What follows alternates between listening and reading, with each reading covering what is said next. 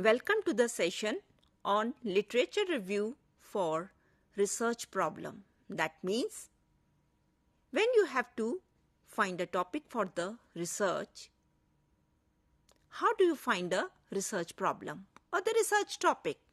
You have to do a extensive literature research. Most of the students think it is a problem to find a research problem, but it's not. You have to put certain efforts, time, review the literature, read it, observe it in the clinical area, and you have to do the discussion with your seniors. What are the sources of the research problem? That means the field or clinical experience. Day to day you are working with the patients. You face many problems and try to find out some solution. So what you can do? You can do a small research to find out a solution. Or you are doing some procedure which is very old procedure, but you think this procedure steps can be modified or some other thing can be done. So what you have to bring in? The evidence through research, data analysis, reports and studies. You have reports, various kinds of reports, and some of the studies are also available related to the patients. Critically, you have to analyze the data and the reports to see what are the gaps, where you can do the study to find out some evidence. Next is your case studies, patient studies, journals, where case studies and the, you can say, patient scenarios are being published. You can go through the journals, read the abstract, read the study, read the recommendations, see what recommendations they have given for the future. So you can find even your problem from there, but you should have some research area in your mind. Your thesis and dissertation. Previous research is done by your MSc students, B.Sc students, PhD, your doctors. So many theses and dissertations are available in the library. You go to the library or online in the Shodh Ganga, there are theses are available. Go through those theses, the discussion chapter, the recommendations, the abstract. You will find where are the gaps which further needs the evidence. Discussion among the professionals in your field. Maybe your nursing professionals or interdisciplinary discussions which will help you to identify some of the areas. Health and social issues. There are so many new health problems are emerging. Patient experiences are different. Utilization of services may not be there. Maybe some social problem is there. So take up some issue. Review the literature. Then you can finalize your problem. So literature review is very critical in the beginning because it will help you to find out the gap areas, available evidence and arguments for your new study. Then need and justification for your new study. You just cannot say, I will do study in this area. You have to strengthen your research topic or problem statement with the arguments and justification. And from where this argument and justification will come? It will come from the old studies, thesis, dissertations, your observations, case studies, data. So you have to justify. Even the research questions and hypothesis.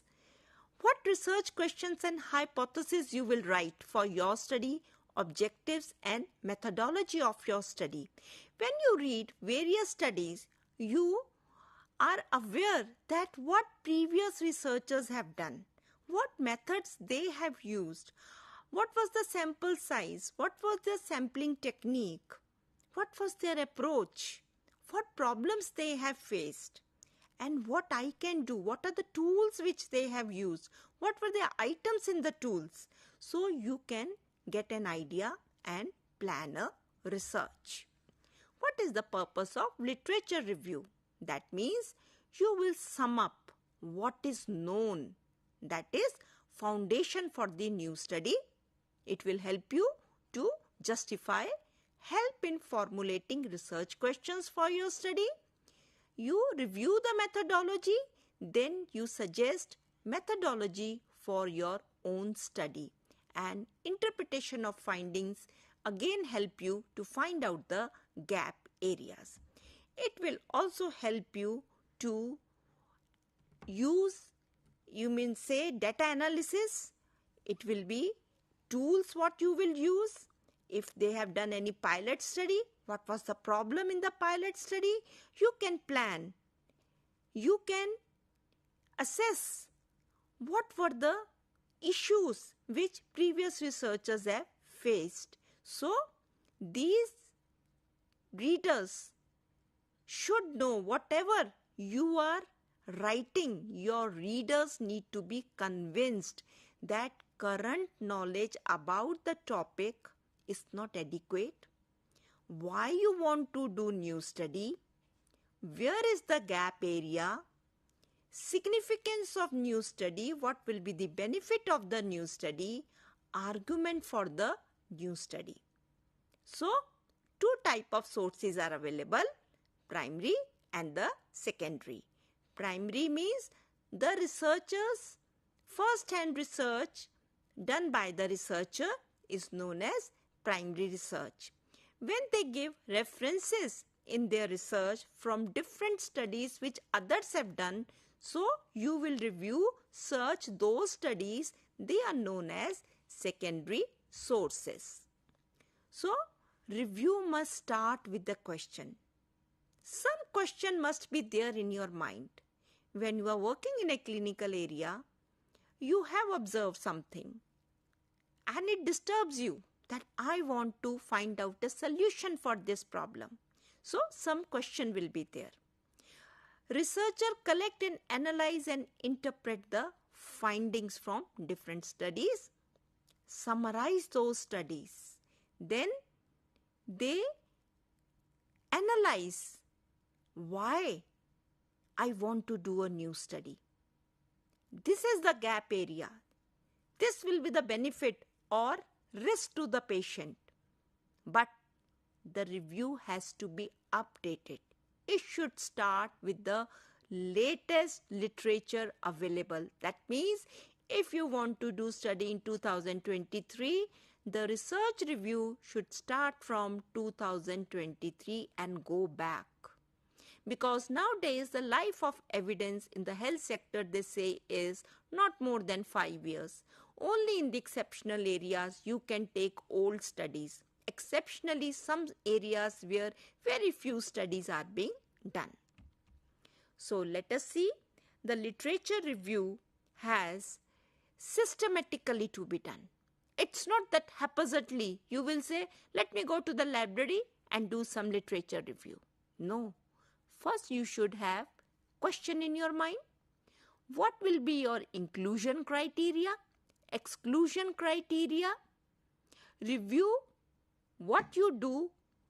If the same review some other person needs to do, they should also be able to get the same findings or analysis. So you should have a strategy to locate the relevant studies. Good search skills are important. It needs time and effort. You should know from which site you want to go and search, from which place you will get good thesis or the good journals, or like PubMed is there. Maybe first you will start from the PubMed. Identify the footnotes and citations which are given in the thesis or the studies, and you will go back and study those related literature.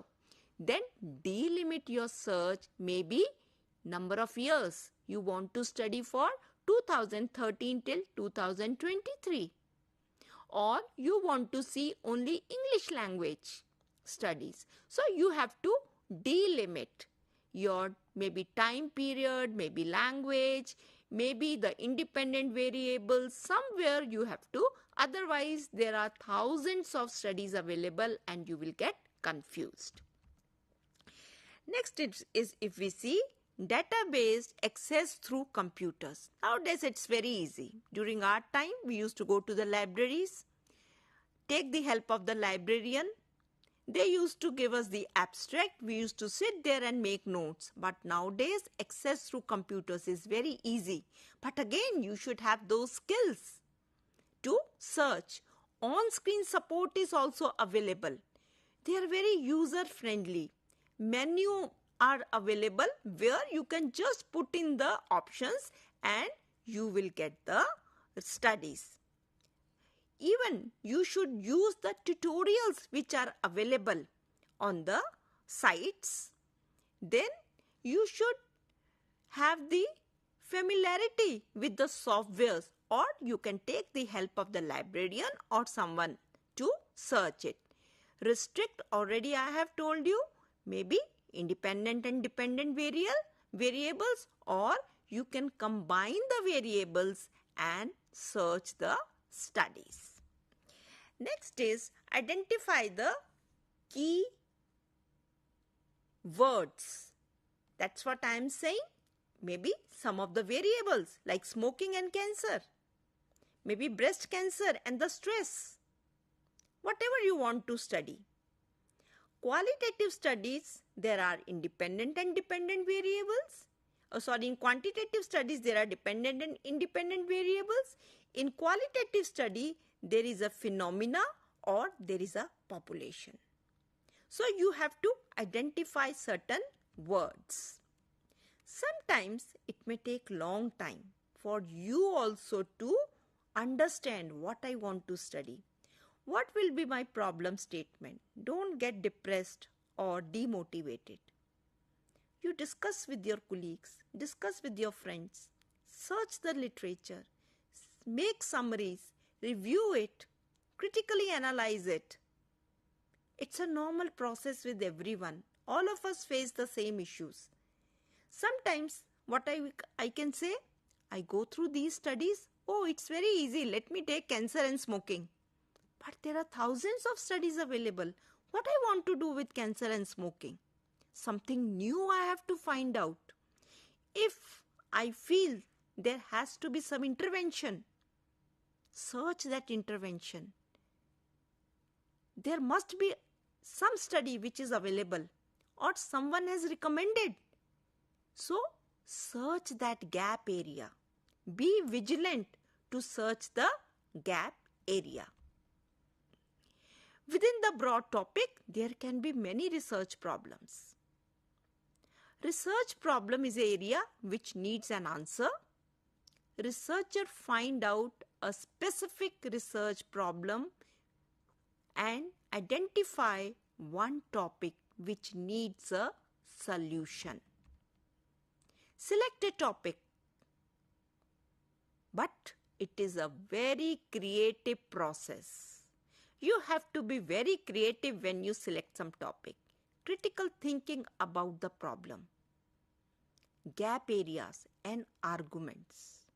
So best way is write down all your ideas, the broad areas, then select 2 or 3 topics, go through the literature, again you sit, critically analyze, then you select one topic, make a problem statement, then do an extensive literature review. But your literature review has to be related to the final problem, and the problem which needs a solution, which will be useful for your department, which will be useful for your hospital, which will contribute for patients' quality care or for some procedure change or for making some policy. So you have to think of a problem which will be useful. Then you have to strengthen that problem with the arguments and justification. I hope this will help you to understand why literature review in the beginning is important extensively. And side by side, when you make a notes, it will help you to go back and review. Searching again those journals are very difficult. So when you go to a library, take your copy, pen, side by side, note down the journals or the references and make small summaries. Let us see research topic. Once you select a broad area, narrow down the problem, finalize after topic the problem statement. Good problem statement should be well structured. So you have to answer certain question, problem identification. What is wrong with the current situation? Why I want to do research in this area? What is the context of the problem? So why? Justification. Scope of the problem. How big is the problem? How many people are affected? Will it be useful to spend so much of time and efforts?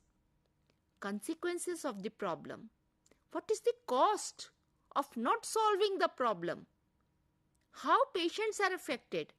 How quality of the patient care can be improved with this problem solving? Knowledge gap. What information is lacking? Or what has changed over the time? What new I will be bringing in? Proposed solution. How will new study contribute to solution to solve the problem? Will it be cost effective?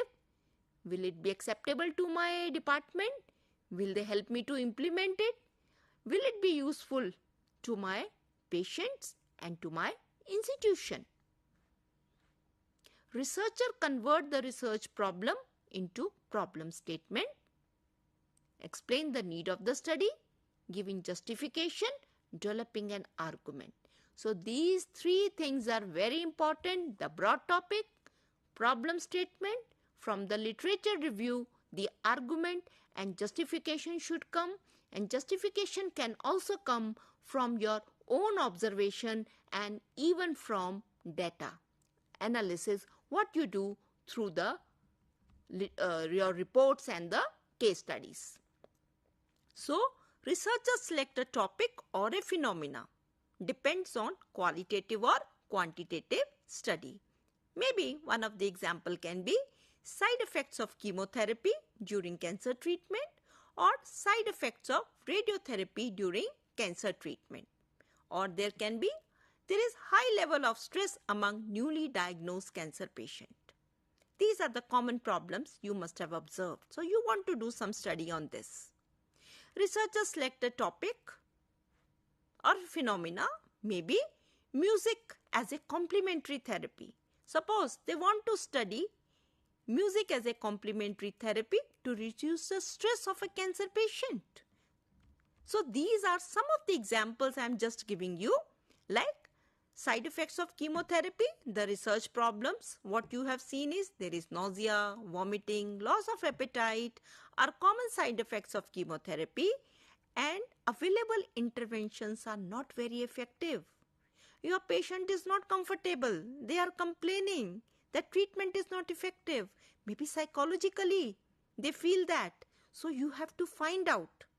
Therefore, you will see what new intervention you can bring in or you can research to reduce the side effects of the chemotherapy, which will help the patient to live a quality life and the side effects can be reduced.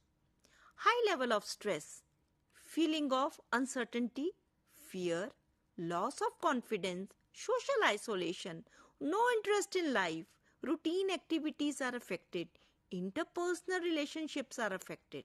So patient is depressed, maybe anxious. So there are many therapies, but their effectiveness no one has seen. Everyone is trying on. Maybe try one therapy.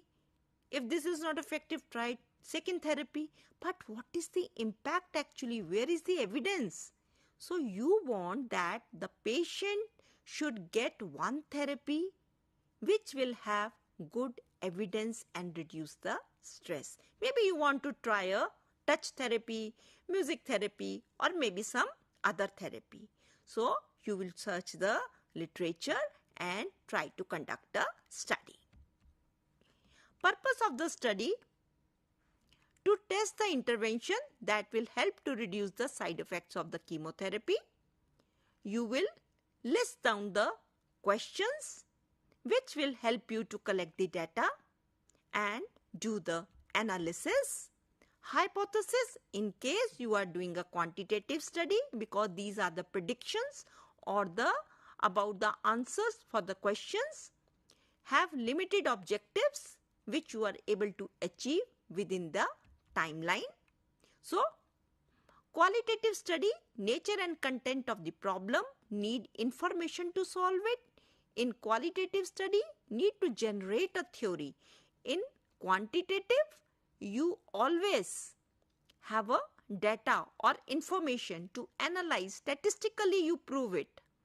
In qualitative, you generate a theory. There is a social problem is taken up. There is a process about experiences or culture that influence the behavior of a patient. So you study in detail. The next part, if you see, is guidelines for critiquing a research problem. Critically analyze. Once you have done all these things, again you say, what is the research problem? Is the problem clearly stated? Does the problem is built on argument for a new study? Does the problem have significance in today's time with the changing time and technology? Will it contribute to nursing practice, administration, or change in education, or change in any policy?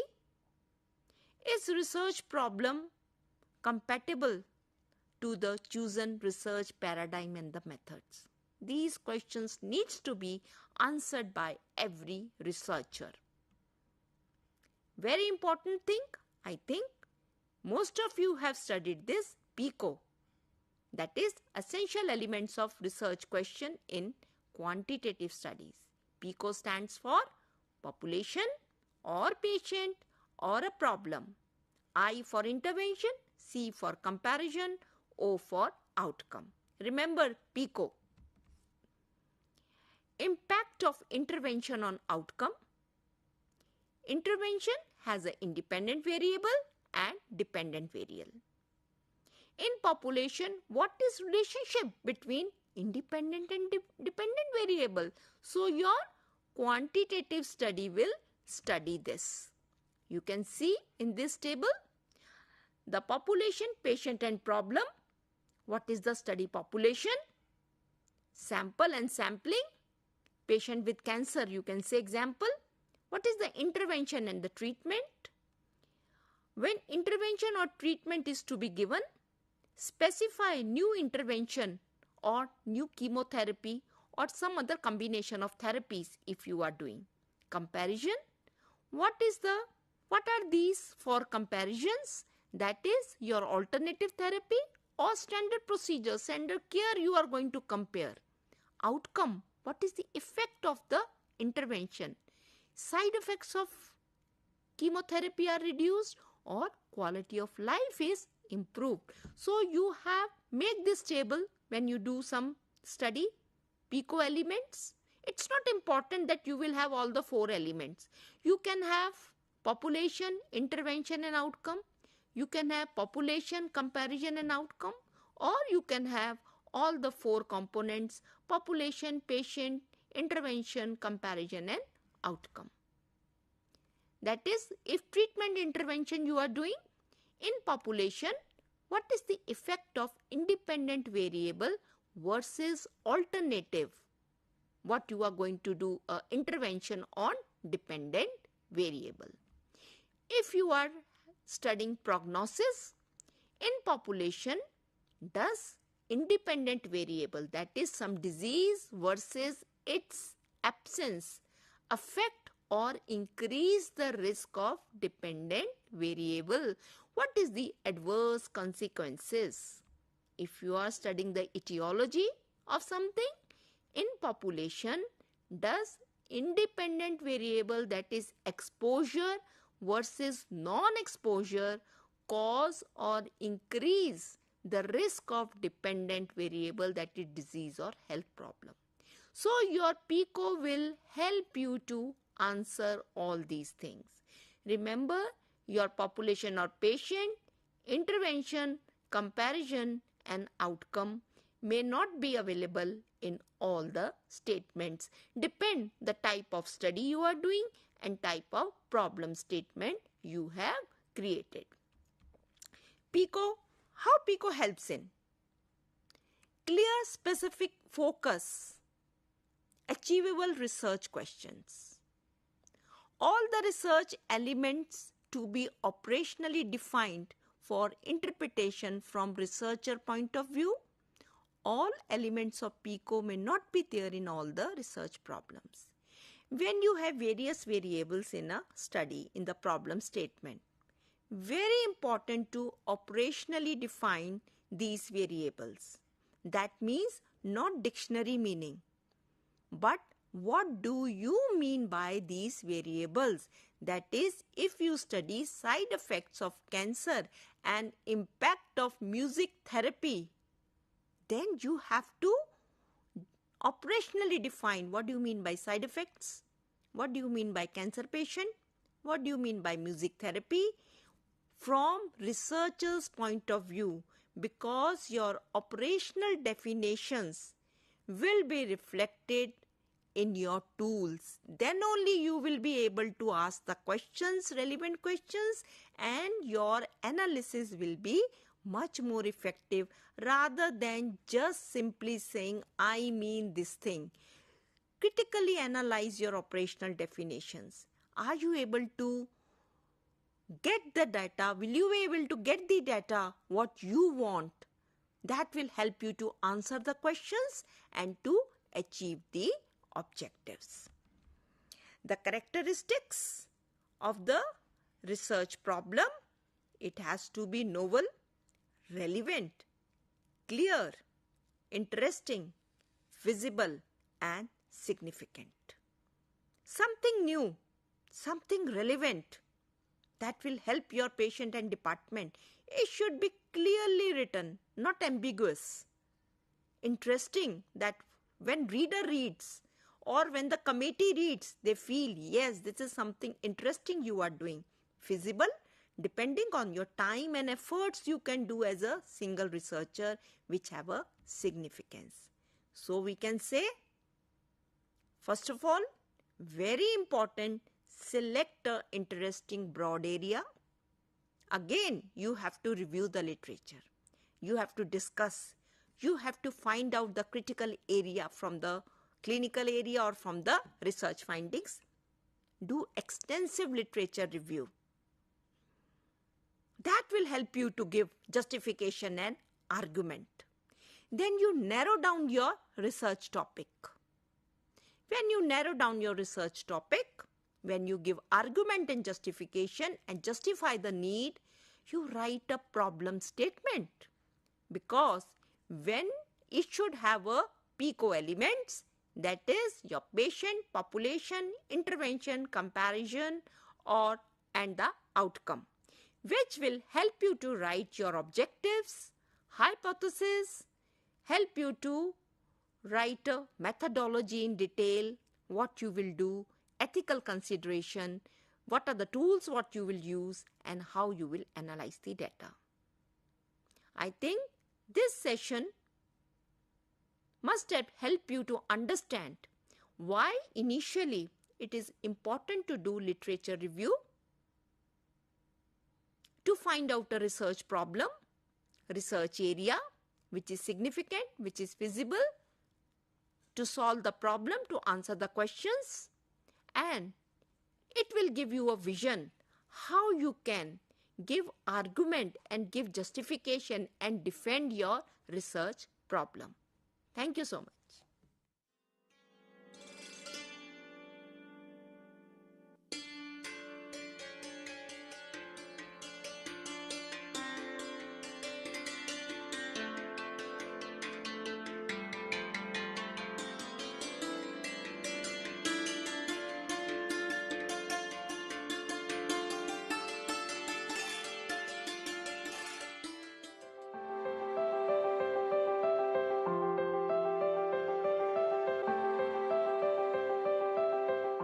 Are you interested in television journalism or radio journalism or online journalism?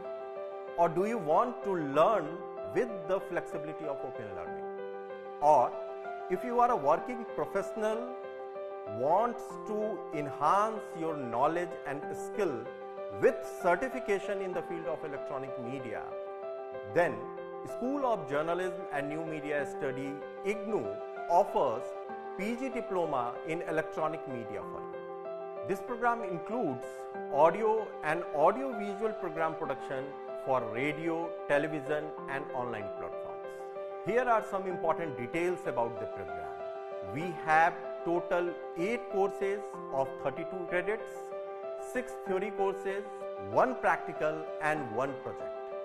Eligibility: bachelor's degree in any subject. Minimum duration 1 year, maximum 3 years. Medium is English, but students can write their examinations, assignments, practical and project in Hindi also. So if you are interested in television, radio or online media, please come and join Ignou's PG Diploma in Electronic Media.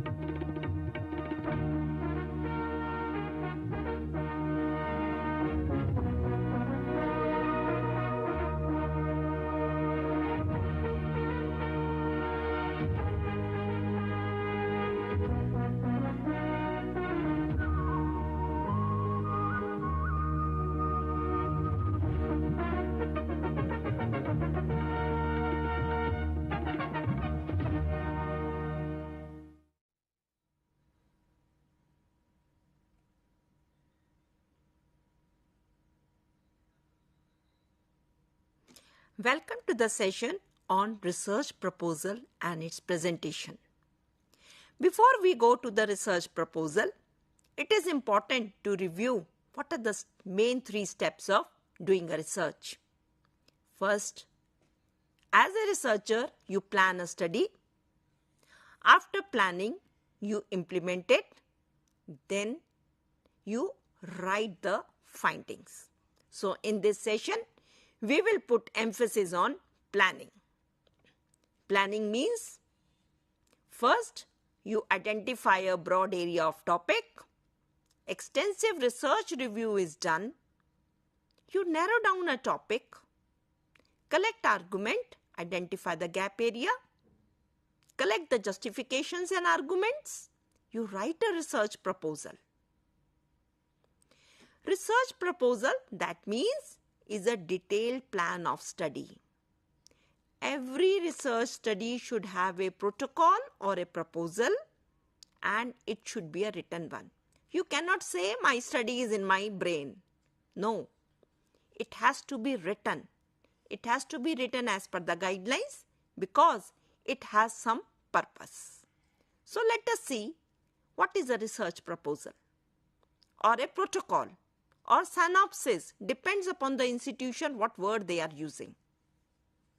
Research proposal is simply a structured formal document that explains what researcher has planned. That is your research topic. What is the justification, gap areas, arguments, and the methodology or approach in detail. Research proposal is a concise summary of proposed research. It sets out the central issue or a question that the researcher wants to address or solve the problem. Already I have told you, it outlines the research area, broad area they want to study. What is the current situation or knowledge about it? and the recent debates on the topic. That is very important to understand. You cannot give arguments from the 1940s or 50s. You have to give the recent debates on the topic because you have to give the justification in your proposal. Even your proposal communicates a research problem and proposed method to solve it, and what are the capabilities of a researcher to conduct these studies. Even this proposal is submitted to your research committee to give you approval. After it is being approved by them, your ethical approvals, the same proposal goes. Then if you want some funding from some funding agency, your proposal will help you, good proposal will help you to get the funding also. Research proposal gives a chance to explain the significance of research study to organization which might wish to fund and support your research. It demonstrates quality and importance of study, ability of the researcher to conduct the proposed research. How the ability? Because your proposal will reflect what is your knowledge about the area. What is the knowledge about your research methodology? When you search the literature, give the skill of your search. How much skill you have to critically analyze to find out the argument and the justification and the gap area. So you can see proposal is shared with ethical committee and it is also shared with the administrators of the institutions who will give you permission for data collection. So your proposal have so many important purposes. Let us summarize that. It is a planned document for research. It is a communication tool for others, what you want to do, what is the methodology, what are your justification arguments. It helps to review and monitoring, not by research committee, but even by a researcher. It's a guide for a researcher. What I have to do? If your proposal is approved, if you have worked hard in this stage, your 50% problem is solved. Your proposal will show you a way to move forward because you have in your mind what is my methodology, what is my timeline, whom I have to interview, whom I have to meet, from where I have to collect data, how I have to even tabulate the data, how I have to analyze and interpret it. So this initial stage, proposal writing, needs lots of time and effort. I remember when I was writing my PhD proposal, I have to rewrite it nearly about 12 times because every time I will discuss with my guide, there was something which I left. Go on strengthening. When it was approved in one go, when I submitted the 13th time, it was such a happy moment for me and it actually helped me. It was a great guide. What I have to do, what data I have to collect, from where, whom I have to meet, from where I have to take permissions. What are the problems and issues which I have to face, what I have to modify after doing a pilot study. Then timeline. When I will complete various steps. So initially making a timeline along with your proposal is a very beneficial step. So let us go through again some of the purposes. That means writing a research proposal requires a forethought, requires time and effort, understanding of your audience and creative writing. It should be simple writing, not literature you are writing. It should be simple, clear sentences, what people can understand, what your audience can understand, how you will convince your committees, how you will convince your reader to read it. Better to make a timeline in the beginning. So, writing a good research proposal, read the literature extensively. First, read the abstract. If it is useful, then you read the full study. Don't waste time reading a full study. Read the abstract. Make notes. Note down the references. Students, what they do? I will note down the reference later on, I will come back. No, you will forget. So it is better to maintain a register or maintain a Excel sheet nowadays in the computer, so that when you come back, you know from where you had made this summary, what was the reference. Suppose you want to read again the full study. Note down. There are reference softwares are there. Medley is there and so many others are there. You can store it. Make note of it. So next is writing a good proposal. Why? Your proposal will help you to get a permission to do a research study. First, your own department will go through it. Then the research committee will go through it. If they give you permission, your ethical committee will go through it, because you are giving all the details in your proposal. You have to strengthen with your arguments from the latest research, which will give them the evidence. Writing a research proposal requires a depth of knowledge and understanding of research area and problem. That is why always select a research area and a problem area in which you have your knowledge and the strength, or clinical area where you have worked.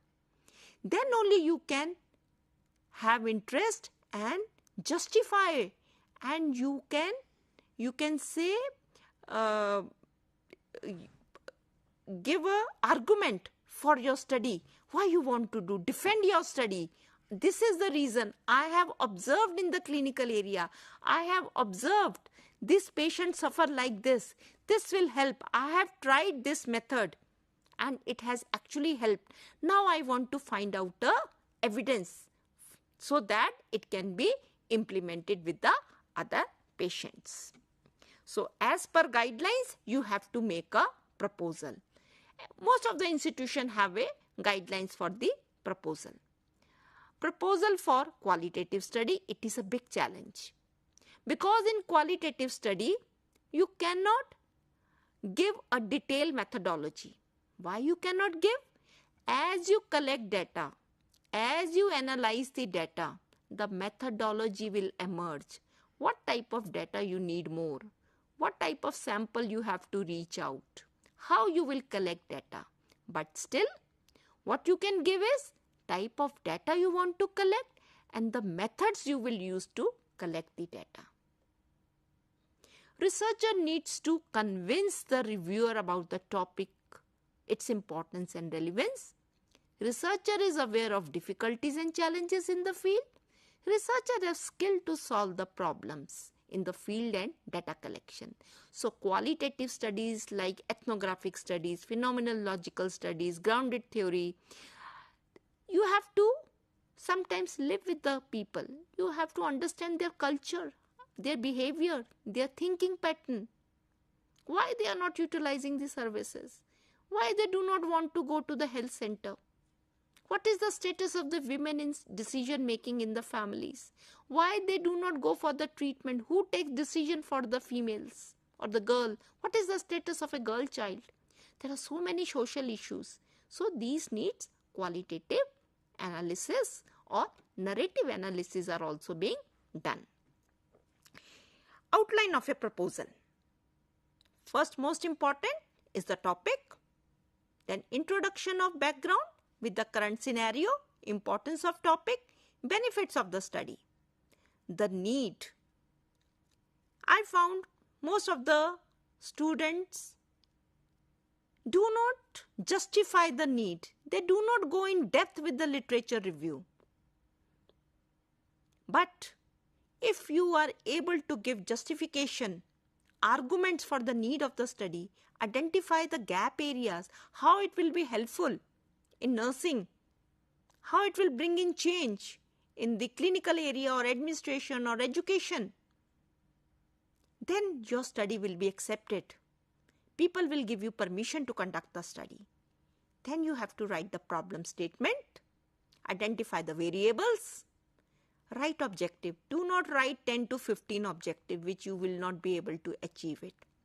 It's very important to have a limited objectives because you are a single researcher if you are doing. You have a time limitations, you have a funding limitations. So do a study which is feasible, time bound, have selected objectives. If there is any hypothesis, write that. Methodology has to be in detail. What is your research approach and design? Population, samples, sampling technique. You have to be very detailed. You have to explain what sampling technique you will use. What will be your sample size? What are the various tools? Because your operational definitions will help you to make the tools. What methods of data analysis and interpretation you will use? And what will be the benefit to the society? So your research proposal have to be very comprehensive. Written in a simple, clear language, without any ambiguity. Write a draft, read yourself, write 4-5 times, do correction, tell someone to read what they are able to understand after reading your proposal. Then you submit your proposal for the approval. And whenever any suggestions are given, take it with an open heart, because that is not to criticize you but to improve your proposal. Your thesis advisor, that can be your supervisor, that can be your senior, that can be your guide. Depending on the policy of the institution, sometimes institution gives you a guide, and in many places you have the choice to select a supervisor or a guide. Supervisor is an expert in the area, is a mentor, is a critic. They have the time to guide you. They have an interest in the area of the research and helps the researcher to complete the study. So, researcher prepare proposal or protocol in a format and present it. Research committee approves the proposal and gives suggestions if needed. Never take in a negative way the suggestions given. Write down the suggestion. Go back. You yourself first reflect back why these suggestions have come. Will they be useful if I integrate in my study? Will it strengthen my protocol? Discuss with your supervisor and improve your proposal. Review committee need clear idea what the researcher plan to study, why study is needed, what methods will be used, how and when data will be collected and other tasks will be completed, whether researcher have the skills and competence. Like during COVID, many researchers have faced problem. The research committee will definitely ask them when they come and present their progress report. What were the problems you have faced? How you have collected data during COVID time? Were you able to get the full sample? What you have decided? Were you able to get permissions? Or what were the issues you faced? So one researcher has to be ready to answer all these questions. So the research committee will evaluate the criteria. What is the importance of your research question? Adequacy of your research problem, timeline, expertise, methodology, and your knowledge. And main important is research problem, gap areas, and arguments. If you are able to convince them, if you are able to defend your research, why you want to do, because this is your baby. You have visualized this. I may interpret in a different way. I may give you 10 suggestions, but you have to give argument. Why you want to do this? Why only this methodology? Why only qualitative study? Or why only mixed method study you want to do? Why you want to do only in this particular area? So be ready to answer all these questions. They will always judge how much knowledge, in-depth knowledge you have. What are the skills as a researcher you have to identify the problem, to review the literature, critically analyze the arguments, and to critically analyze your justification and the arguments in front of the committees. Then Institutional Ethics Committee. Once you get approval from the research committee, you submit the proposal to the Institutional Ethics Committee. And never start your data collection or anything without the approval of the ethical committee. Even for the systemic reviews, meta-analysis, you need a ethical approval. Now, ethics committee will invite the researcher for presentation. If any suggestions, note down. Even if you need a waiver from ethical approval, still you have to submit to the ethical committee. In India, we follow ICMR guidelines. Latest is 2017 guidelines. These guidelines are applicable to all the biomedical, social, behavioral science research for the health research conducted which involve human participants, biological material or data of the patients. Do not harm the patient. I think we take oath. We always say, do not harm the patient, we will not harm the patient. That is a basic principle even of the research. When you select your participants, most of the people I have seen, they select from vulnerable group. They think they are vulnerable and they will, when there are patients in the hospital, they are under our care, they will not say no to us. But you have no right to force them to be a part of your study. You have no right to harm them. You have no right to say, if you will not be a part of this study, we will stop the treatment or something else. So, the basic principles of justice, harm, and the autonomy has to be taken care of. Why we take informed consent from the patients when we do a study, even from the community people? Because in the informed consent, we write, you have a free will to be a part of this study, and any point of time even you can leave the study. So they have the autonomy to say yes or no at any point of time. On the other hand, if they are under treatment or if they have any complication due to any intervention under study, still they will get a full treatment. And it's very important to give the compensation to your participants. As per the guidelines, when you write your protocol, the benefits and the risk associated with the study needs to be written not only for your research committee and ethical committee, but also in the informed consent. In the local language, the simple language, what your participants can understand. Because deception is not at all allowed, that you may conduct the study without telling them what will be the risk of this study and what are the benefits. Benefits should be equally distributed among everyone, who can afford, who cannot afford. So these are the basic 4 principles. If you remember, as per the guidelines, respect the person autonomy, beneficence, non-beneficence, and the justice. Submitting a research proposal, the research institution will have their own guidelines. Research proposal is submitted for ethical approval. Presentation is done. Ethical committee will review methodology, feasibility, compensation, what you are going to give, maybe monetary or non-monetary, whatever it is. Informed consent, which has to be in English and Hindi. What are the benefits and the risk of the study?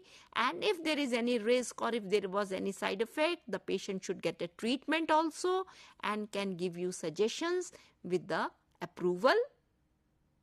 Your presentation, very important. Make simple, concise, clear presentation. Give important points in the presentation.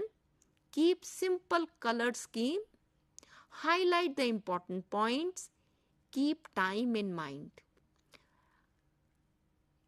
Importance of study and the gap area and the need has to be given importance. Don't read verbatim explain, give in summary what you have written. Present justification and argument through extensive research findings. Some of the students, what they do, they start reading about each and every research finding. You have to make a summary of these findings, then you will present to justify and give the arguments. Objectives to be concise and limited. Methodology should be presented in detail. That means you have to plan beforehand what will be my methodology, how many participants, how I will select them, how I can, you can say, reduce the attrition rate and contamination of, if I am doing in the same hospital, contamination of the sample. If there is any bias, how I will reduce the biasness. If I want to do triangulation or if I want to do cross analysis, how I will do. You have to explain all these things in your methodology. Data analysis, mixed method research, qualitative and quantitative study. Why you are doing mixed method study? To go in depth or to justify your findings and analysis and interpretation. And your references. Follow the reference method which are being given by your institution or which is followed by your discipline. So, in this way, research proposal gives an overview to the research committee, to the readers, to the ethical committee, to the funders. What is your study? Why you want to study? What are your justification and arguments? What skills and strengths you have? Will it be useful for the community, for the patient, for the society? Is it worth funding this study? It is worth spending so much of time to do this study? What will be the methodology? How much time you will take? If you are doing 10-year study, in 10 years things will change. So nowadays, operational research, action research, transformational research, which has implication in day-to-day practice, is being done. So when you write a proposal, sit back and think, what study I have to do? My proposal has to be very comprehensive. Read your proposal yourself first. Analyze it, reflect back. If I am a funder, if I am a part of research committee, will I approve it? What are the strengths and weaknesses of my proposal? And when your committees give the comments, take it in a positive way. Don't think they are criticizing you. They are criticizing your research proposal so that you can strengthen it. I hope this session has given you a view what are the implications of writing a good research proposal and how to present within a limited time, because nowadays it depends. You may get 20 minutes, 15 minutes, or you may get 40 minutes. So you should be ready to present it in a concise way to convince your reader and the committee. Thank you.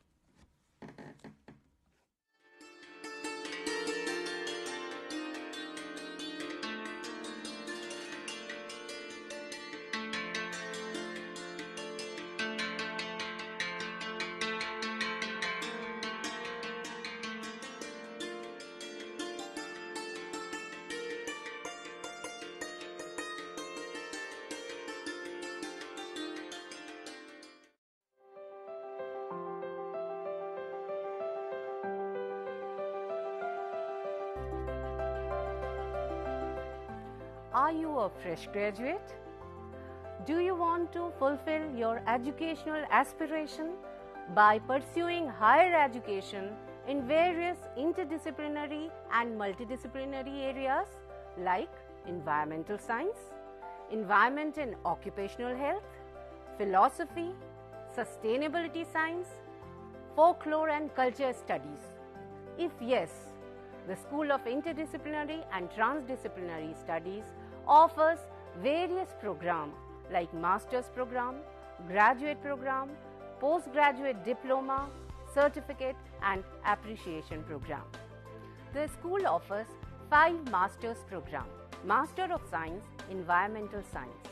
The eligibility criteria for MSc Environmental Science is graduate in Science, B.Tech, BE, Agriculture graduate, Forestry graduate and Veterinary graduate. School also offers Masters in Environment and Occupational Health, Masters in Sustainability Science, Masters in Philosophy and Masters in Folklore and Culture Studies. The eligibility criteria for these 4 master's program is graduate in any discipline. School also offers various socially relevant and need-based PG diploma program like PG diploma in Sustainability Science, PG diploma in Environment and Occupational Health, PG diploma in Folklore and Culture Studies and PG diploma in Migration and Diaspora Studies. The school also offers PG certificate in Climate Change and Avshist Prabandhan mein Praman Patra. The school also offers 2 doctoral programs, PhD in Environmental Science and PhD in Inter-Disciplinary and Trans-Disciplinary Studies. The school offers various innovative technologies and multimedia for providing a very excellent student support system.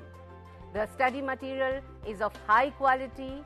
The learner support is provided through Gyan Darshan, Gyan Vani, IRC, Swayam Prabha and Swayam channel of Ignou. For more detail, please log in to Ignou website. For online admission in these programs, visit school site and also the Samarth online education portal of Ignou. So please join these programs and fulfill your educational aspirations.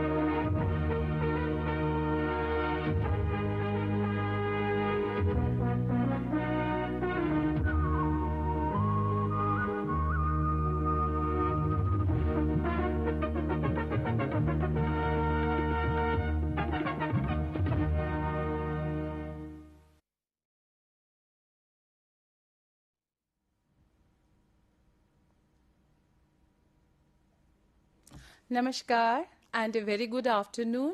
Welcome viewers to this Gyan Darshan session.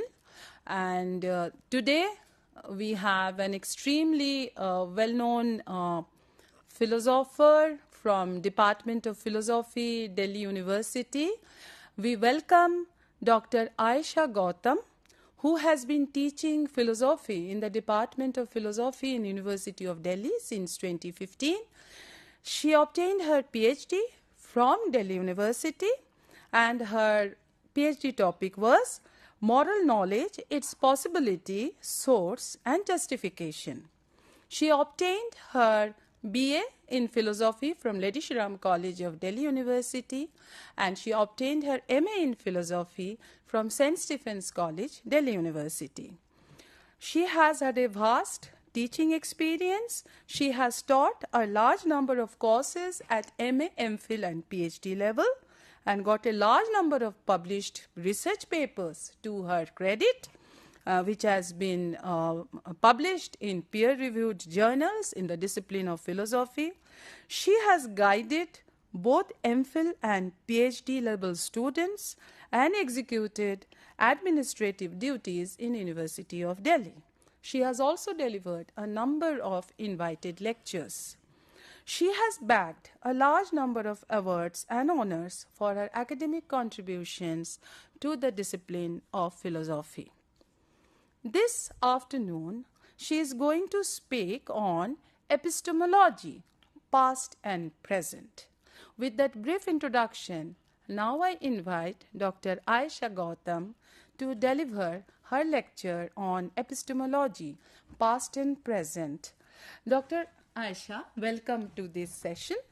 We are at the School of Interdisciplinary, Trans-Disciplinary Study, which has housed the program of philosophy both at the BA and the master's level for a long time. You are going to speak on epistemology, its past and present. So, can you please begin with a brief introduction to epistemology for the larger audience today? Thank you. Thank you, Professor Kapur, for that wonderful introduction. And, and I would like to thank the Ignou for giving me this opportunity to share my thoughts on epistemology, past and present. So epistemology, as a inquiry in this discipline of philosophy comes from the Latin word scientia and the Greek word episteme. It refers to that branch of philosophy that deals with the theory of knowledge. Now, knowledge is something which is relevant not only for philosophy, but possibly or every possible discipline which one can think of. So among the most fundamental aspect of philosophical inquiry is a study of knowledge.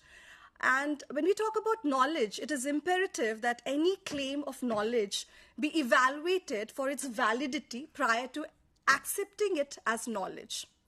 And in order to conduct such an evaluation, it is crucial to have a clear understanding of what knowledge is, how much knowledge is possible, how much of skeptical challenge can be considered a challenge for, knowledge, inquiry into knowledge.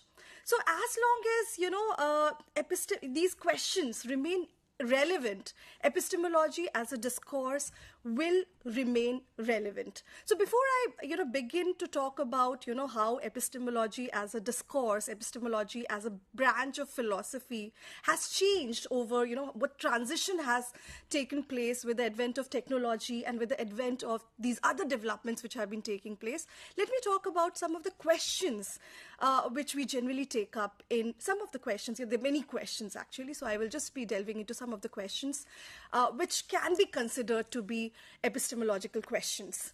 So, one can very well ask, what is knowledge? We do talk about, in our day-to-day life, we say that I have knowledge, I know, you know, we know.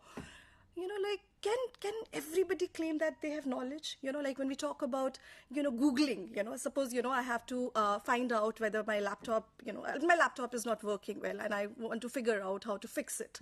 And I check Google and I get to know about that. Will that be considered knowing, whatever knowledge, whatever information I have got from, Google and, when I implement it in the, applied realm and try to fix my problem, will that be considered knowledge? Okay, if there is something called knowledge, can it be defined or can't we define knowledge? If we can't define knowledge, then how are we talking about something like knowledge? Okay, so suppose, we say that knowledge can be defined. Then another question which one can raise is about the sources of the knowledge. What are the possible sources of knowledge? Can we talk about, our different faculties, perception, our hearing capability, our, verbal testimony, memory? Are these to be considered the sources of knowledge? If yes, then, can we demarcate between something which is valid source of knowledge and something which is an invalid source of knowledge? That is another question which we verily take up in the domain of epistemology. Apart from that, we also talk about the very nature of knowledge. Is knowledge to be considered as a propositional knowledge, or is it to be considered as a non-propositional knowledge? The moment I talk about, propositional knowledge, one might ask, okay, why am I talking about this distinction between so-called propositional knowledge and non-propositional knowledge? The reason why I'm talking about propositional knowledge and non-propositional knowledge is because if you look at philosophy, the discourse of philosophy, how it has been doing epistemology, it has been focusing on what is called as propositional knowledge. Now, what is propositional knowledge? Those statements, those assertions, which can be considered as true. You can ascribe a particular truth value to them. That alone is considered to be the object of knowledge. Anything which cannot be evaluated in terms of its truth and falsity, that is non-propositional, and that cannot be considered as knowledge. So this is what this is one aspect of nature of knowledge which we get in, which we inquire into. Now another, since epistemology has been taken up by so-called analytic philosophers. Analytic philosophy is what has been dealing with epistemology for all these years. So, one question which verily comes up in analytic philosophy is a necessary and sufficient condition for something to qualify as something. So when we say knowledge, when I say that I know, or when I say that Professor Kapur knows, what are the qualifications? What are the conditions which Professor Kapur needs to fulfill in order for her to say that she knows? Now, this inquiry is not a new inquiry. It all started aeons back, As I said, I began by saying that, the origin of the term epistemology is Greek. It comes from the term episteme, which means knowledge. Now, if you look at Plato, has had these dialogues, Theaetetus, Meno. So Theaetetus was this dialogue where Plato for the first time spoke about, knowledge and its definition. And there you would see that he goes on to say that knowledge is true belief with an account. Okay. Now that definition is what has been continuing till now. That definition is what is called as JTB account. Now JTB account is like again, if I were to confirm whether Professor Kapur knows, I'll have to check these three conditions. Does Professor Kapur has a belief? Now, what is the difference between belief and opinion? You'll have to have belief rather than opinion in order to say that you know. Right. Apart from belief, that belief should be true. If your belief is not true, you cannot claim that you know. And apart from, that belief being true, that belief of yours should also be justified. And then in epistemology, I won't be able to talk a lot in this, 1 hour talk. But yes, I can tell you that, when it comes to these three components also, there's a lot of, debate. What is the difference between belief and opinion? Is it about subjectivity and objectivity debate? When you talk about the concept of truth, what is truth? Is it correspondence? Is it pragmatic aspect, which is, which we are talking about truth? Like, let's look at this glass of water. How do I say that, the statement that there's a glass of water in front of me, that statement is true? How do we confirm that? How do we, how would, these truth theorists talk about it? So correspondence theorists would say that my statement corresponds with what is there externally. So that justifies the truth of that claim. A pragmatic theorist would say, okay, let me take this glass of water, let me have it. It quenches my thirst. So that statement is true. So, and again, there's something called coherence theory of truth. Similarly, when you talk about justification, we have something called foundationalist theory, coherence theory, and there is something called found herentism also. So there's a lot of debate about, how we should look at each of these conditions, how we should look at the concept of truth, how we should look at the concept of justification, how do we understand what is it to have a belief, is belief to be understood as an action, or is it to be understood as a mental state? So all those questions are very much there. Apart from that, obviously, when we are saying that we know, are we trying to say that we know anything and everything which is internal to us? Or can we also know something external to us? Can we know, world outside our minds? Can we know others, right? If yes, what are the sources? How can we say that we are justified in our claim which we are making about the external world? Or how can we say that we are justified in our claims about somebody else? Like, you have something going on in your mind, right? You have a particular claim which you're making. How can I be assured that, okay, that claim which you are making is something which I know, or the thing which is going in your mind is something which I know, right? This is very interesting to know the other's so mind. This is another, the reason it becomes important because there's a lot of, always this question about the distinction between what appears to be the case and what is reality. Right? Yes. Very often, like when I talk about the distinction between appearance and reality, let's talk about, dream state and wakeful state. Very often, it happens that we're dreaming and we're like, no, we're not dreaming. That actually happened. So sometimes it gets very difficult to demarcate between appearance and reality. Again, if you talk about the AI, the present day, it's all about AI. It's all about, the realm which is all, about technology. Now, how do we demarcate between identity, which is pertaining to our, digital self, and, our actual reality? It has become very, difficult to demarcate between, these two selves, these two kinds of life we are leading. Which one is appearance and which one is reality? So that question pertaining to appearance and reality has always been an important question in epistemology. That's the reason why, there's very skeptical challenges which has been advanced against the possibility of knowledge. So that is again one question which you'll very come across in epistemological discourses. Then there's this question about the difference between truth and error, right? Suppose there is this rope in front of me. That's a rope, but, from the distance, I feel that it's a snake. Yes. Right? So how do I decide that, the perception which I had is erroneous or it is truthful? There must be some, so what is it that makes my justified belief justified? How is it that I'm able to demarcate between what is truth and what is erroneous? Now, again, when we talk about the concept of knowledge, what is the relationship between concept of knowledge and concept of truth, concept of belief, concept of certainty, concept of justification? Mathematics talks about indubitable truth. It talks about certainty. So when we are talking about knowledge, are we aiming for that certainty, which mathematics talks about? Or are we talking about, justification, which is not to be equated with certainty, but something lesser than, something which is lesser than certainty?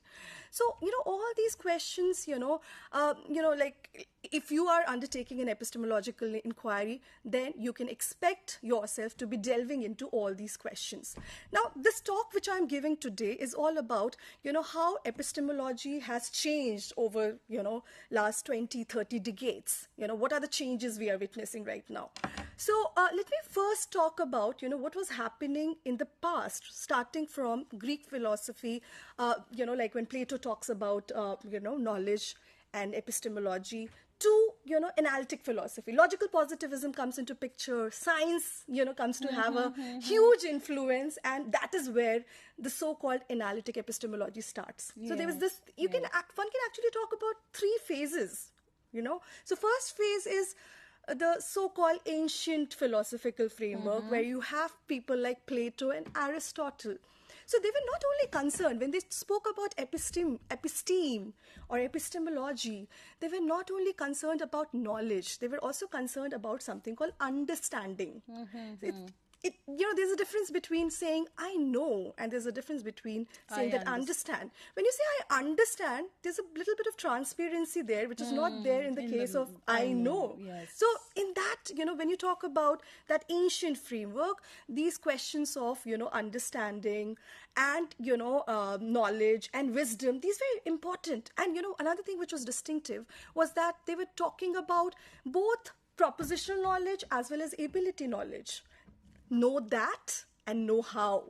When logical positivism comes into picture, when analytic philosophy takes up, know how somewhere down the line disappears. I won't say it disappeared, but know that is what became important. Because, it was all about, propositions. It was all about propositional truth. It was all about, whether you can put something in the paper and say that this is true, this is false, and this is something which cannot be ascribed any truth value. So you cannot consider it as a valid kind of inquiry. So that is what was happening. So one, we have obviously, ancient philosophy where these know that, know how, understanding, value of knowledge. Why is knowledge valuable then, these other states? if one were to say that, okay, it would suffice if you have true belief, then why is it that we should get into that inquiry pertaining to knowledge? Yeah. We should only try to get hold of true beliefs, as many true beliefs as we can have. But we're not satisfied with true belief. We say that, no, we need to have knowledge. So this question also becomes important, that why is it that knowledge as a state, as a, either an action or as a mental state comes to play such an important role? Now, so this is, this was about, what we are calling as ancient framework. When, obviously when analytic philosophy comes into picture, analytic epistemology also comes into picture, there the inspiration is Plato. So they all start with Theaetetus, the JTB account. So what becomes the center of evaluation? Your beliefs, right? So, again, the three conditions. You need to have a belief. That belief ought to be true. That belief ought to be justified. That is what traditional epistemology starts doing. In fact, knowledge and justification were the primary object of investigation in analytic epistemology. You see that there's this problem. There's a problem which is called as raft versus pyramid problem. The problem of choosing between foundationalist theory and coherentist theory. That becomes a problem, a very important problem. Skepticism is something, skeptical challenge is seen as the most important challenge. What was happening in, ancient framework was that skepticism was not seen as a challenge. They were assuming that we know. Okay, there's a challenge of skepticism which will be there. But what we need to understand is that, okay, do we know? Are we in a position to, understand certain things? Can we have wisdom? That is what they were doing. Skepticism was not a big challenge. But in analytic epistemology, skepticism becomes a big challenge. They go on to talk about whether, you can talk about certitude in the case of knowledge. What sort of justification can we talk about? Should we stick to foundationalism, or should we stick to coherentism, or should we talk about some other alternative, right? So these questions about definition, nature, value, whatever inquiry which was taking place in analytic epistemology, it had its inspiration in Plato's Theaetetus and Plato's Meno, but they didn't, they never understood that something which was happening there was not happening here, right? Skepticism was not a challenge, it was a challenge, but they were not taking it very seriously in the ancient framework. But here it becomes important. Why? Because certitude is what becomes important. For, in analytic epistemology, it's all about attaining certitude in your epistemological questions. If you're not able to attain certitude, then you cannot perhaps proceed further. So, you'll see that JTB account takes a lot of, sorry, Dr. Ayesha, I just need a clarification. Yeah. By certitude, you mean the certainty? Certainty. Right. Certitude is also, certitude is a term which has been used by, philosophers like Descartes and others. So, that's why, so there's, but yeah, certainty and certitude are to be taken as synonyms, So because mathematics becomes the inspiration when it comes to what you're calling as analytic epistemology. They wanted to have the same certainty which you would come across in mathematical knowledge. Can we talk about, moral knowledge having the same? Now the question which one might raise is that was there a possibility to talk about something called moral knowledge in analytic epistemology? The answer would be no. There was no room, because you cannot talk about the truth value of moral knowledge. So there were these kinds of knowledge which had no space in, analytic epistemology. Now, when you talk about, music, or for that matter, any other skill, you don't only talk about, propositional knowledge, you also talk about ability knowledge, the skill which comes with it, the practical skill which is involved in that knowledge. So analytic epistemology was just concerned with the propositional part. It was not concerned with the ability part. It was somehow not giving that much. There was a discourse on this, but they were not, the entire focus shifted to propositional knowledge when it comes to analytic epistemology. And apart from, as I was talking about JTB account, apart from JTB account, you'll see that in 1963, there's another problem which becomes the focal point of, what is called as epistemological discourse. That was what is called as Gettier problem. So Gettier went on to questioned the very definition which was coming from Plato. He said that, it's quite possible that you may have a belief, your belief may be true, you may be justified, but it's quite possible that luck or some accidental factor may have enabled you to acquire that belief, acquire the true belief. So what about those situations where it's not, you're having a particular knowledge is not a matter of your skill being involved in that, but some luck or some accidental feature playing an important role. Suppose, let's take this clock, I can see that there's a clock in front of me. It's showing 4:20 right now, okay? 4:25. Yes. So suppose, this clock stopped yesterday, early morning at 4:25. But like when I see the clock, it is showing 4:25 and it is actually 4:25. But do I really know? If this clock would have, stopped at 4:30, I may not have known. I might have gone wrong in my knowledge claim. But the fact that it just stopped at the right time, those two, so it's all about, how luck and, these accidental factors do come to, influence our knowledge claims. So the question is, can we say that we know in these cases, or should we say that no, since there's a problem, or there's this notion of luck, there's notion of, chance coming into picture, we shouldn't define knowledge like this. We should perhaps, in fact, there's this philosopher, I'm mostly focusing on Western discourse, but it's not that Indian philosophical schools have not spoken about knowledge, but for this talk, I'm just focusing on, Western philosophical discourse. But you'll see that there's some philosopher called Sriharsha. He goes on to say that knowledge cannot be defined. And what he does is to take up all the definitions, and like Getty went on to come up with some counter examples, like this clock example, or for that matter, he comes up with 3-4 examples, cases, and he shows that, see, you're fulfilling the 3 conditions, but you don't know in all these cases. So similarly, Sriharsha comes up with these examples, 3-4 examples. He says those cases are called Sriharsha cases. He said that, see, you're fulfilling all these conditions spoken about by the epistemologists, but you don't know. Okay, so so again, it has remained a question whether we should come up with a definition of knowledge, or we should just start with that inquiry, saying that there is something called knowledge, and then we can take up the inquiry. There's no need to define knowledge. So get your problem, having challenged, the so-called traditional definition, So I've spoken about two, 3 problems which are very much there in so-called analytic epistemology. You will see that apart from these questions, value problem also happened to be an important problem which was being taken up by some philosophers. But, again, I would say that, Plato wrote 2 dialogues. One was Theaetetus and another was Meno. Theaetetus is where he's trying to talk about the nature of knowledge, definition of knowledge. Meno is where he spoke about the value of knowledge. In analytic epistemology, the focus was Theaetetus. The focus was nature or definition of knowledge. Now, this value problem, some philosophers spoke about value problem, but there was no detailed discussion on value problem. Value problem was not considered a very important problem, in analytic epistemology. But if you look at the current discourses, the contemporary discourses on epistemology, you will see that there's a revival of some of these problems which were not being taken up previously.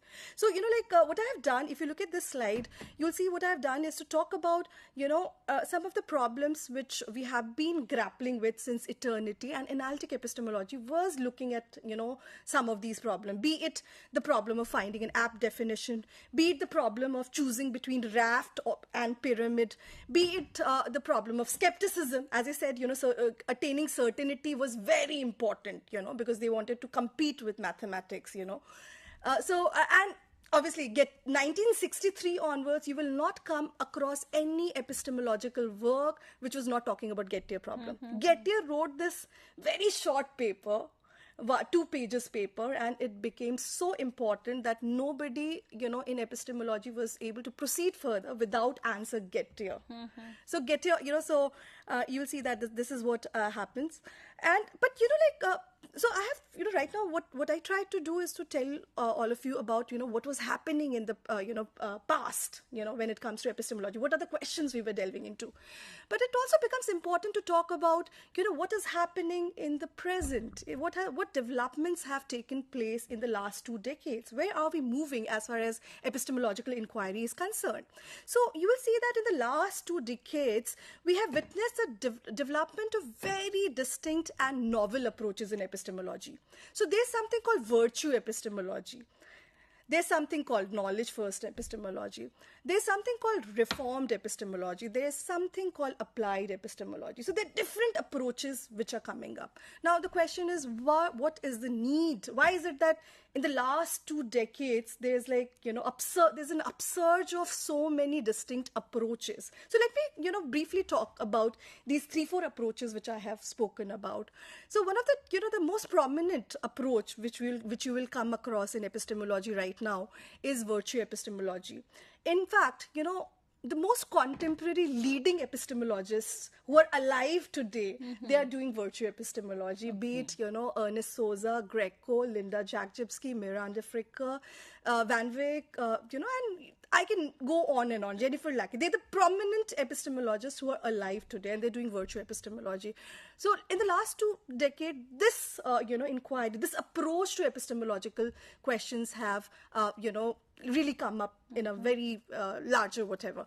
So I will talk about what virtue epistemology is, in a while. But let me talk about these other approaches also. So there's something called knowledge-first epistemology. So this knowledge-first epistemology, all those people who are doing it, they say that, listen, you don't need to talk about belief, truth, and all of that. You don't have to define knowledge. Let's start with knowledge. Let's start by, presuming that there's something called knowledge, and then you can take up these other inquiries. So that is what knowledge-first epistemology is doing. There's something called reformed epistemology.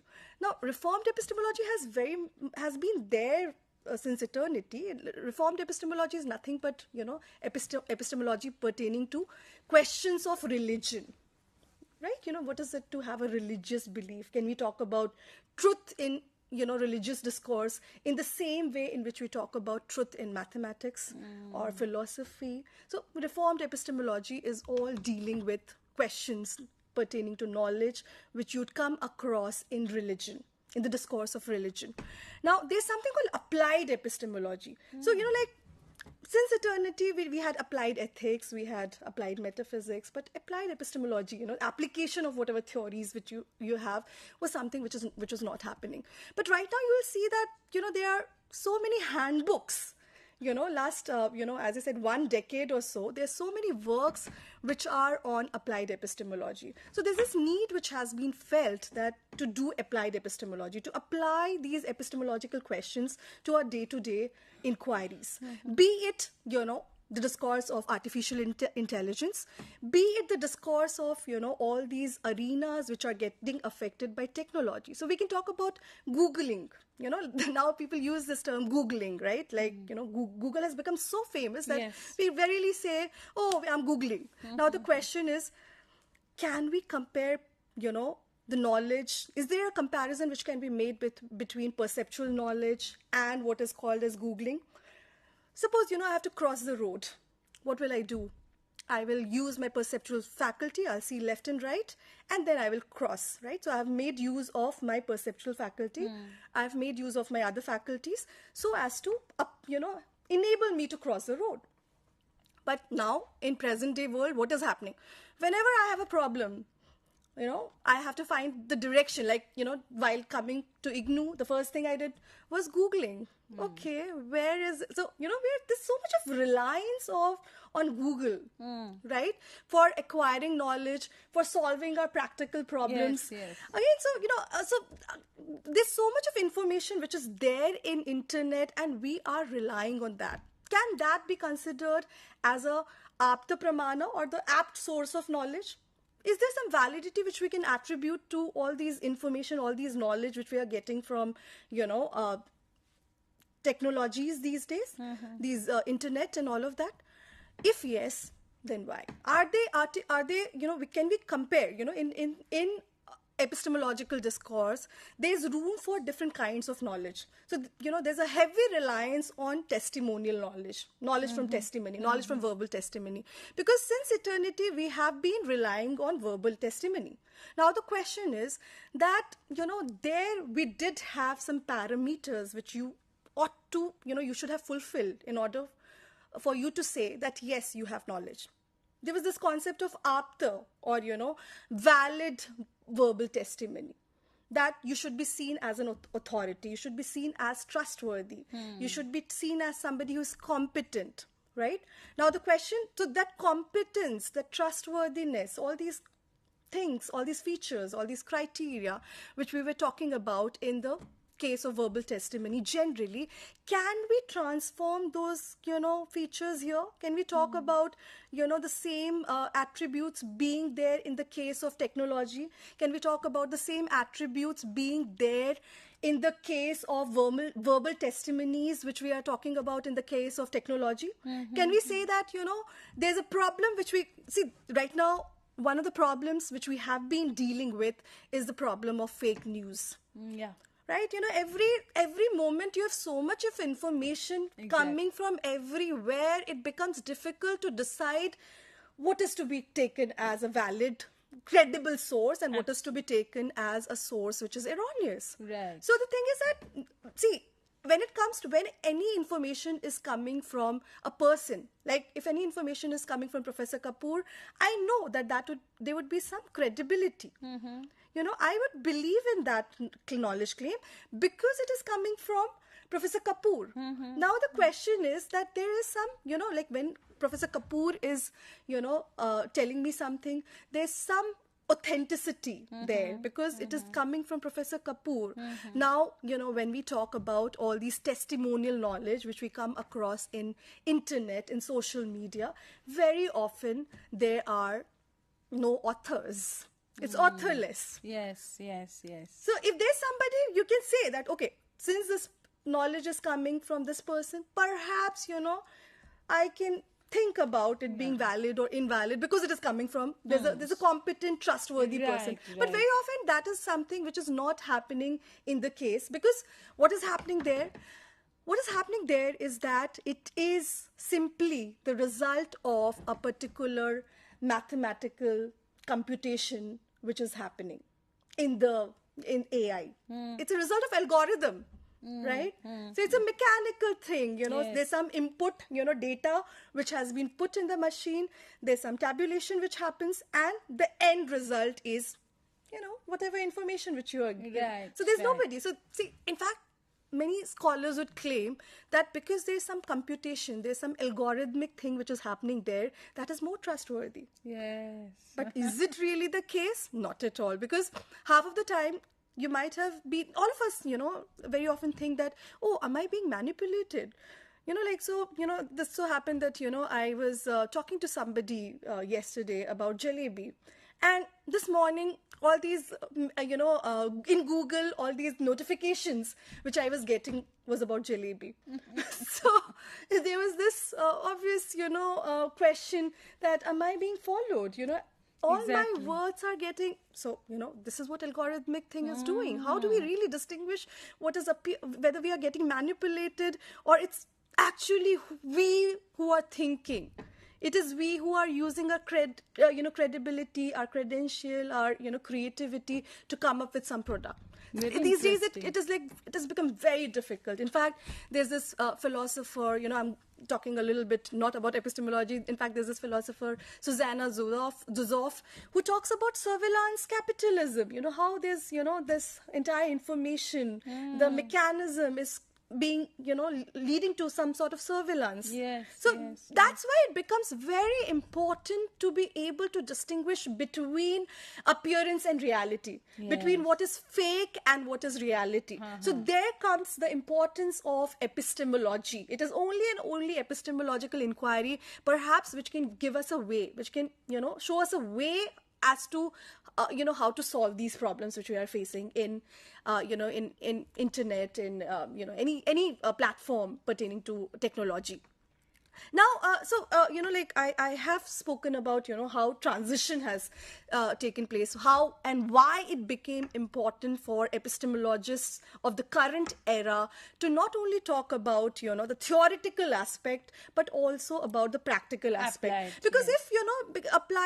if you're not able to solve questions pertaining to practical aspect, then your inquiry becomes irrelevant. And as, philosophers, we have always remained important for, any and every inquiry. In fact, philosophy is what is the starting point. So that's the reason why perhaps, many philosophers are working on applied epistemology that can be pertaining to any realm. It can be about the profession of medicine, what is to be considered as credible knowledge there, or it has to do with anything pertaining to your technology, any and every form of technology. Now, so that is what, I was talking about applied epistemology. I did try to talk a little bit about what is happening here. Now, let me talk about, I was telling you that currently, most of the philosophers, most of the epistemologists, who are the so-called prominent epistemologists of our times, they all are somehow doing virtue epistemology. Now, the question is, what is this virtue epistemology, these so many philosophers, so many epistemologists have got interested in? Now, you'll see that there's a transition which takes place in ethics, where, earlier there was no virtue ethics. There was deontology and there was utilitarianism and all of that, and then virtue ethics comes into picture. Similarly, in epistemology, there was nothing called virtue epistemology. There was only and only analytic epistemology, or the classic epistemology. But in the last 20 decades, in fact, it was all started by these two philosophers, Ernest Sosa and Greco. What these people thought was that, the one thing they were clearly able to see is that in the epistemological discourse, agent was not there in the picture. So there's a speaker who claims that they know. S has a belief. S has a belief which is true, and that belief is justified. So it was all about evaluation of belief. It was not about evaluation of the agent. Agent was, so even a robot can say that I have knowledge, right? So because, it doesn't matter whose belief is it. Even if that belief is hanging somewhere, doesn't matter. So, what virtue epistemology did was to shift this trajectory. It said that enough of evaluation of just belief, now agent needs to take responsibility for what belief they have. So, in traditional epistemology, in the classic epistemology, while the primary object of epistemological evaluation was belief, what happens in the current discourse of virtue epistemology is that agent becomes the primary object of evaluation. There's some evaluation happening, right?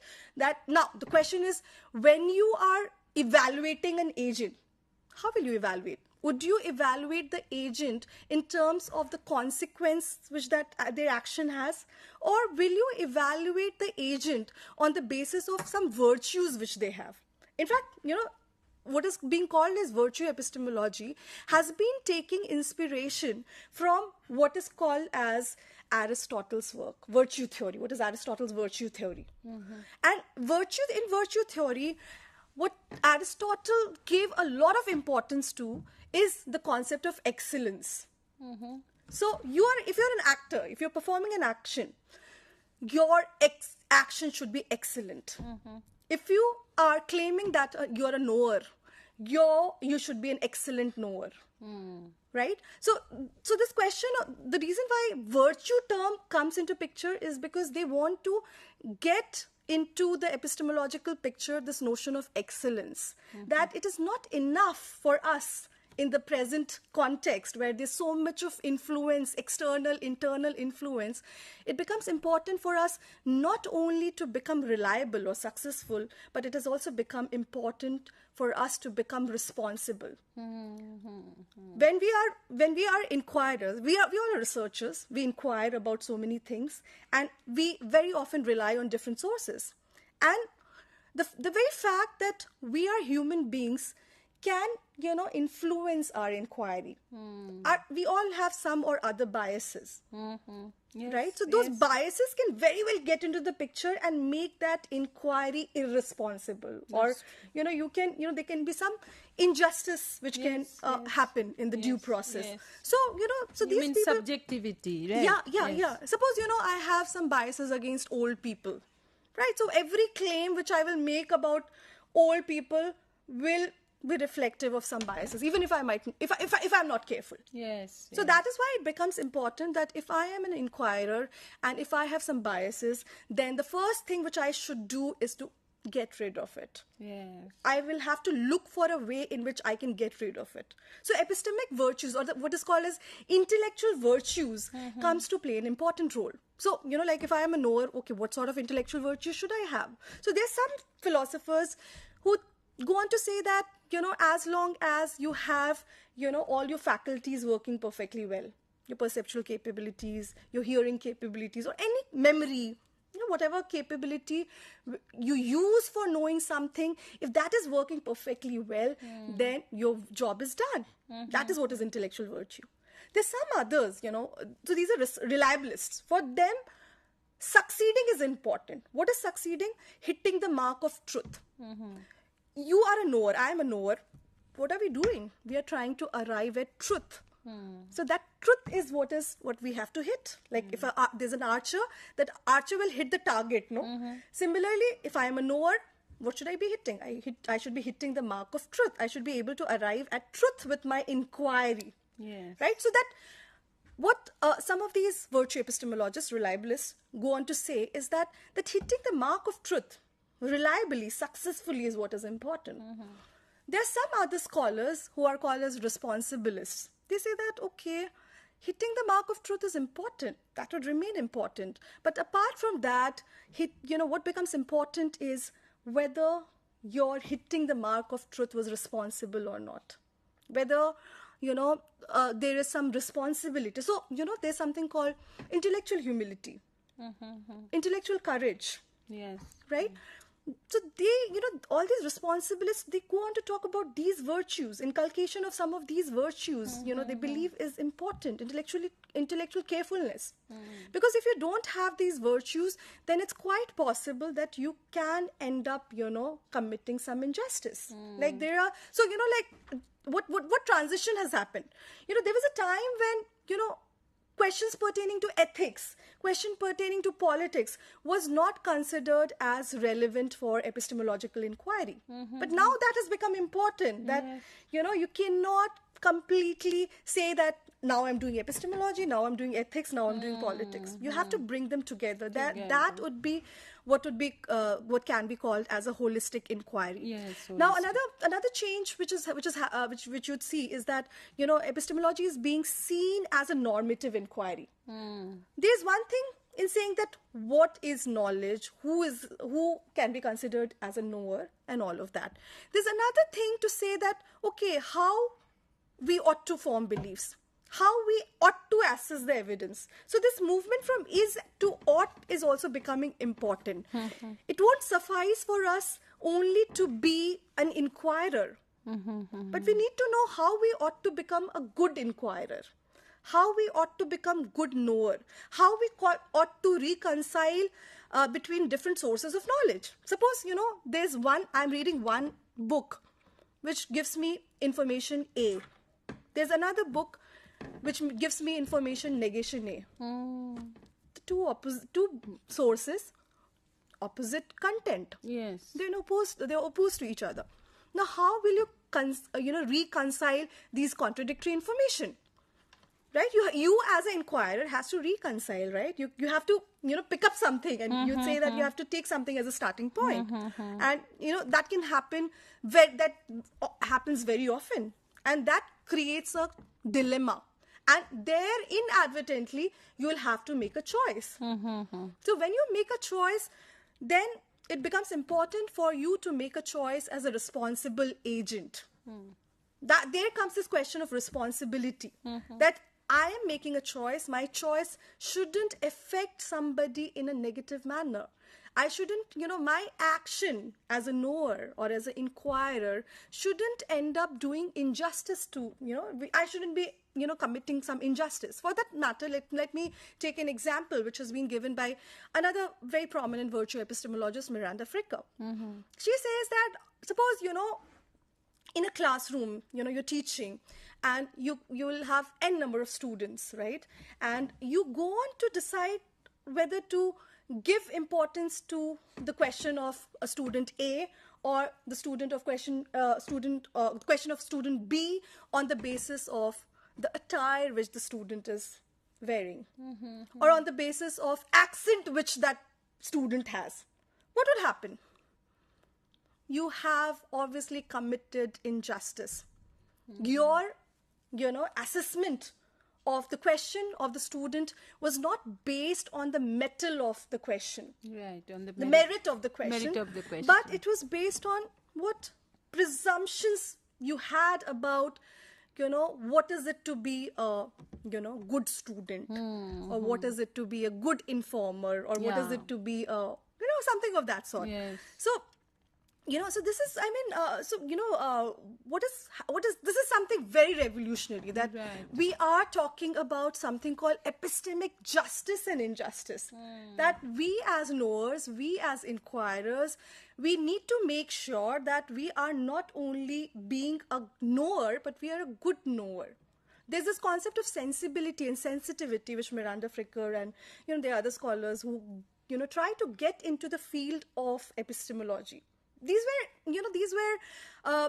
questions which were not being spoken about, So if you are an epistemologist, I would say, in the, when analytic epistemology was the focal point, what was happening at that time, that if you are someone who is talking about something like, injustice, justice, responsibility and all of that, you'd not be considered as a serious epistemologist. You'd be like, oh, listen, you're doing ethics. This is epistemology. We are, we are known for our rigor. And this rigor is somewhere down the line getting, compromised when you start talking about justice, injustice, responsibility and all of that. But that change you'd see is happening. We're talking about intellectual virtues in terms of intellectual carefulness, intellectual courage, and, many other aspects, right? So that change is definitely something which has happened in the past 20 years. Another thing which is, as I said, which you can very well see, is that it is becoming, epistemology, like other branches of philosophy, is becoming applied. That was never the case. Previously nobody was talking about something called applied or practical epistemology. So you will have work on epistemology of AI, you will have work on Google epistemology and whatnot. So, like when you will talk about AI, epistemology of AI, these questions become important. Can robot be considered as a knower? Can algorithms be given the same status which you would be giving to a human knower? Yes. Right? If there is something, if we are making room for, these AI technologies, and we are saying that there's some epistemic practices which are there also, then how is it that these traditional practices which you would come across in AI and you would come across in any technology for that matter, how would those traditional practices be how would those epistemic practices be different from traditional epistemic practices? What is this new perspective which, AI and, these other technologies are getting into picture? Can we now, since virtue epistemology, inquiries like virtue epistemology has been, talking about, the inquiry being normative, the inquiry, being able to make room for intellectual virtues. So the question is that, can we make use of those, issues, those concepts when we are trying to undertake an inquiry into so-called applied epistemology? How do we, like when we talk about testimonies in different realms, how is the testimony in the digital realm raising problems which were not being raised in the, in the real realm, when we're talking about reality, which is not digital? Right?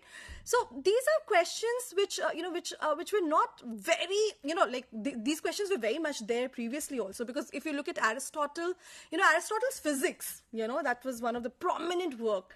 there Aristotle went on to make a distinction between what is called as what is nature and what is artifact. So this discussion about, there being something called artifact, which is different from natural, it's not something which is new. It is something which has been, Aristotle wrote physics and all these works eons back, and those questions were very much there. But now those questions, the importance of those questions is becoming more and more relevant because that is affecting our life. We want to, when we are making use of information and when we are making use of technology, we want to assure ourselves that, we are not getting into an erroneous path. We are in the right path. We are able to hit the mark of truth. So, to conclude, I would want to say that, what has happened in the last 20 or 30 decades is that, there are these diverse approaches which has come to epistemological questions. And through my presentation, what I try to do is to give an insight into how these variation, how these changes have brought this another important inquiry into picture. As I said, these questions about epistemic injustice. Yes. Epistemic justice, they are important, and they are not only important for philosophers.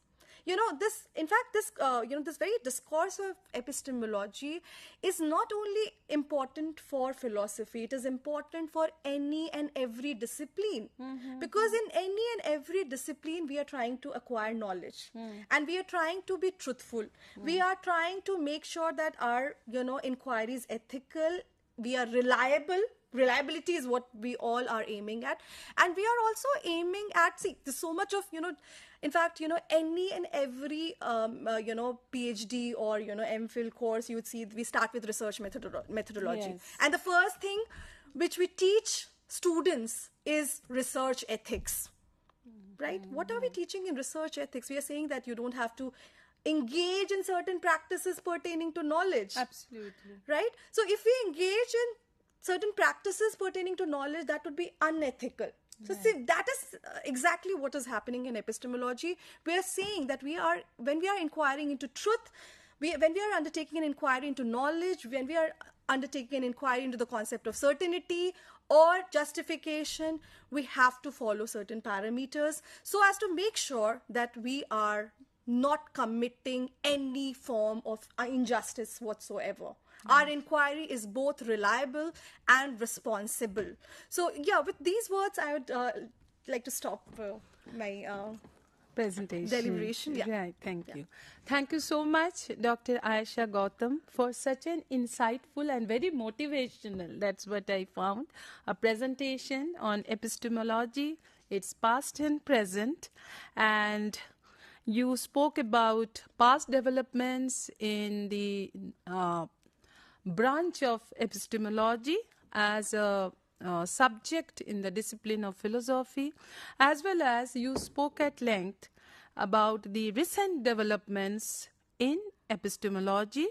It has been a very interesting discourse, including facets of applied epistemology, justice and injustice epistemology, virtue epistemology, all these recent developments and theories and debates in epistemology. Thank you so much. We hope that we shall have you again in one of our Gyan Darshan sessions. Thank you. Thank you so much. Thank it was you. wonderful. Thank you for your presentation. Namaskar.